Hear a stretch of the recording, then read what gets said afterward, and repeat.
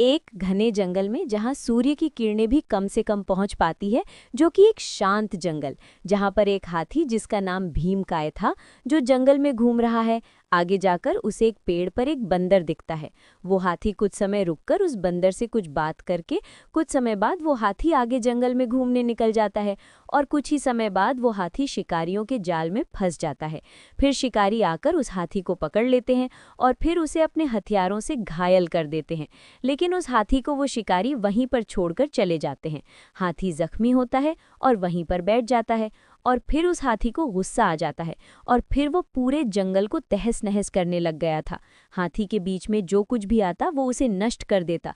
चाहे उसके सामने खरगोश या चिड़िया या फिर हिरण भी आ जाती तो वो उसे भी कुचल देता। लेकिन हाथी की ऐसी हरकत जंगल को नष्ट कर रही थी, और जंगल का राजा शेर ये सब देख रहा था। उसने जंगल के सभी जानवरों को बुलाया और सबको दिखाया कि हाथी पूरे जंगल को खत्म कर रहा है। तो जंगल के राजा शेर ने जंगल के सभी जानवरों को बुलाया और हाथी भीमकाय से बात करने का बोला, और फिर हाथी को समझाया, उसके जख्मों पर लेप लगाया और हाथी भीमकाय को शांत किया।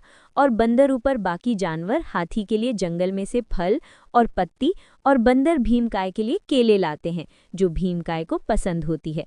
और फिर राजा शेर ने जंगल में से शिकारियों को भगाने का सभी जानवरों को आदेश दे दिया। फिर हाथी भीमकाय के साथ में शिकारियों को भगाया और पूरे जंगल को वापस हरा भरा कर दिया। उल्लू बोला, गुस्सा विनाश लाता है और समझदारी समाधान। भीमकाय ने सिर झुकाकर सबका धन्यवाद किया। तो सीख क्या मिली? हर क्रोध के पीछे कोई दर्द होता है। समझदारी और प्रेम से सबसे बड़ा आतंक भी खत्म किया जा सकता है।